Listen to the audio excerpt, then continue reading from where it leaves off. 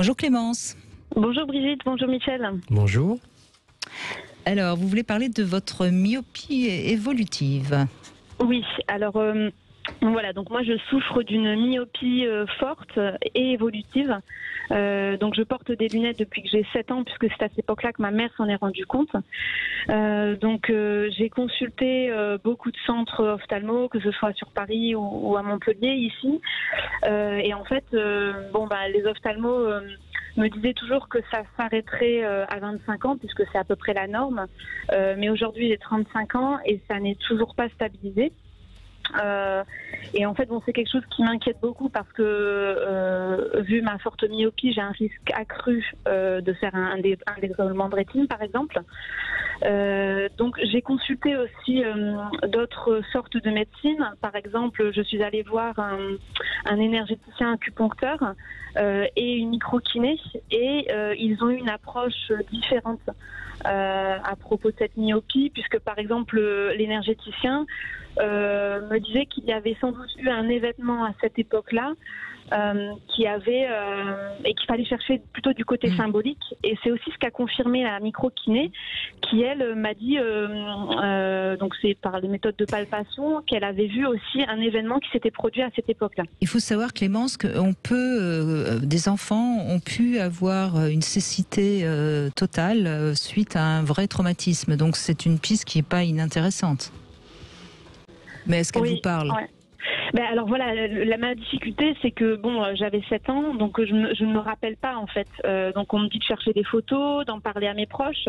Mais du coup, moi, ma question, c'est qu'est-ce qui aurait pu se passer à ce moment-là en fait. Ma mère s'en est rendue compte en 7 ans, mais est-ce que c'était pas un petit peu avant? C'est possible, oui, bien sûr, oui. Et voilà, donc je sais pas comment accepter ça en fait, parce que c'est quelque chose qui vraiment m'inquiète. Si vous voulez, il y a plusieurs choses dans la question qui est la vôtre. La première, c'est personne ne va pouvoir vous dire ce qui s'est passé à ce moment-là. Ce qu'on peut faire, c'est une enquête à la Sherlock Holmes en posant un certain nombre d'éléments à plat pour voir si à un moment donné ça résonne en vous, ça vous parle. Il faut savoir qu'en médecine traditionnelle chinoise, dans les principes de l'énergétique qu'on connaît à travers l'acupuncture, l'œil est un sens particulier qui est associé, est un organe particulier qui est associé au sens de la vue, qui dépend d'une énergie particulière qui est celle des méridiens du foie et de la vésicule. Les méridiens du foie et de la vésicule sont ceux sur le plan psycho-émotionnel qui sont porteurs de ce qu'on va appeler les sentiments et les affects. Ces deux organes sont aussi ceux dans le corps qui sont ceux de la combativité, de la capacité à faire face aux obstacles, à dépasser les frustrations et à développer sa propre combativité. La troisième des choses, c'est que l'âge de 7 ans, c'est l'âge effectivement d'une phase dans laquelle on quitte le monde totalement innocent de l'enfant pour commencer à rentrer dans ce qui s'appelle l'âge de raison, qui va ensuite conduire à l'adolescence, c'est-à-dire 2 x 7, c'est-à-dire 14, qui va conduire ensuite à la majorité, c'est-à-dire 3 x 7, c'est-à-dire 21, etc. C'est-à-dire qu'il y a une cyclique assez particulière qui est associée à cet âge des 7 ans.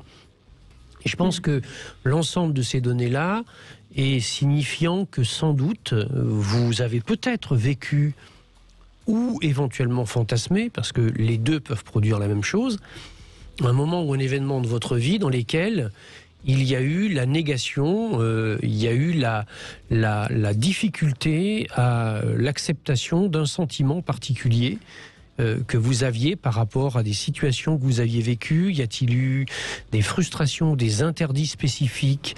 Mais ça peut aussi être tout simplement la non-envie de sortir de l'enfance et d'ouvrir les yeux sur le monde adulte. Enfin, adulte, à 7 ans, on parle d'un monde plus raisonnable. Alors, voilà, ça c'est la composante que j'allais éventuellement évoquer quand on allait venir à la question de l'âge, en disant on vous a dit que ça s'arrêtait à 25 ans et vous en avez 35, donc vous ne comprenez pas parce que vous avez dépassé la limite. À 7 ans, c'est aussi le monde voilà, où on sort de l'enfance. Sauf qu'à 35 ans, on peut encore avoir 25. Ça peut se travailler peut-être dans une thérapie analytique. Quelle est votre relation à votre mère, par exemple? Est-ce que vous étiez très fusionnel à maman et que vous aviez peut-être pas envie de sortir de cette fusion, vous voyez? Oui. Mais ça, c'est vous qui pouvez répondre, c'est pas nous. Et quel type de thérapie pourrait, par exemple, m'aider? Je pense que c'est une thérapie qui va vous permettre d'aller au fond de vous-même, de vos ressentis les plus profonds, qui ne sont pas de ce que vous allez pouvoir dire là en tant qu'adulte.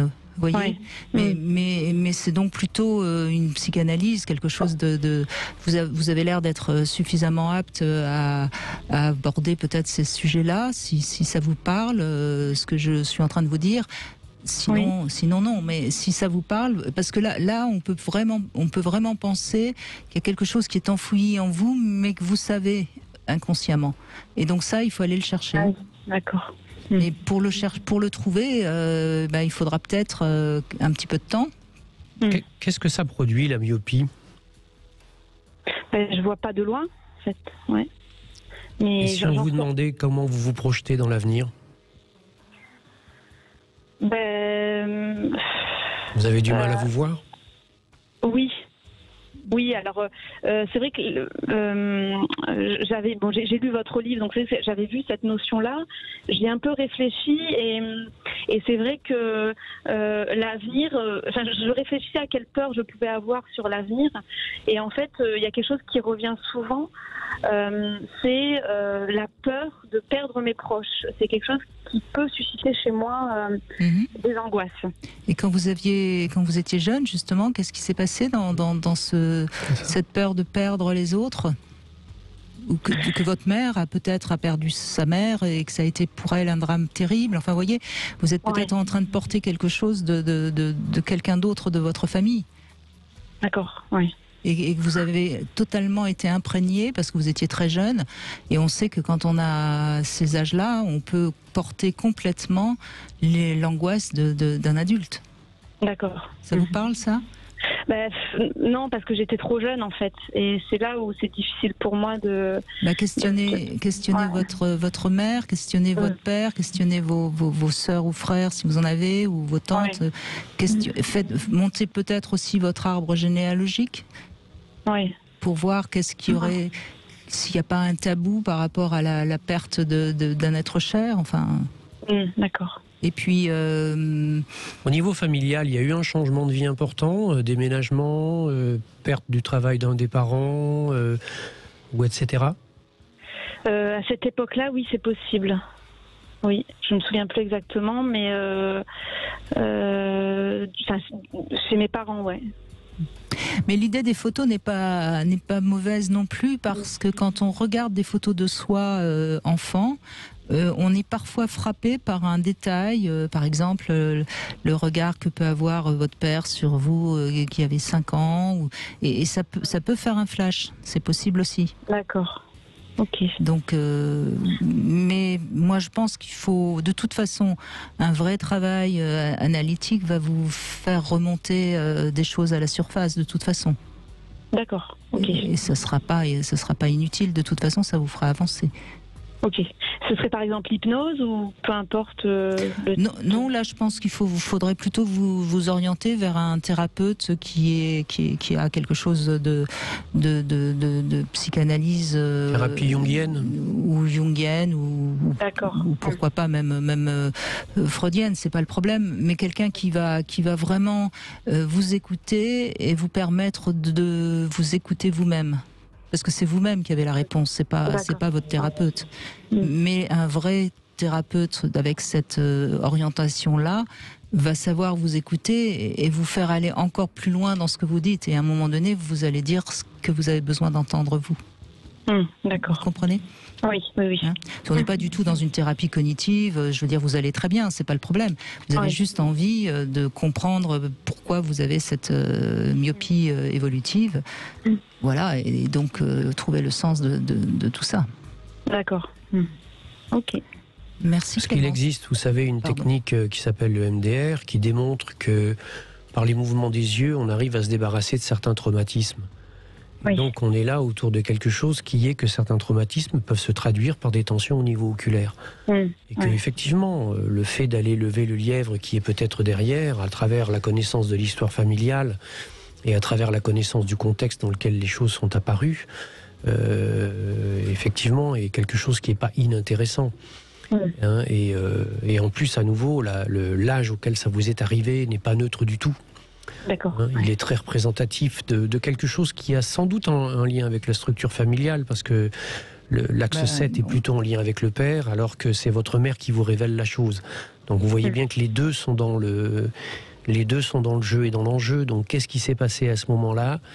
Peut-être qu'il y a eu des tensions dans le couple de vos parents, qu'une rupture peut-être était même envisagée, et que c'est quelque chose que vous aviez capté et qu'aujourd'hui vous avez dénié, mais voilà, et il y a vous eu un aviez impact. très peur de les perdre, justement, Voilà. et là Et donc une difficulté à se projeter dans le futur, à se voir loin. Voilà.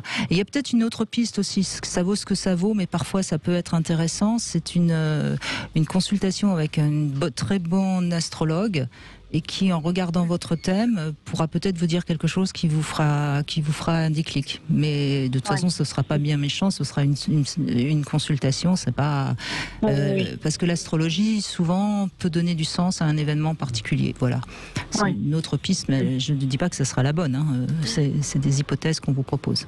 D'accord, ok. Merci Clémence. Merci à vous.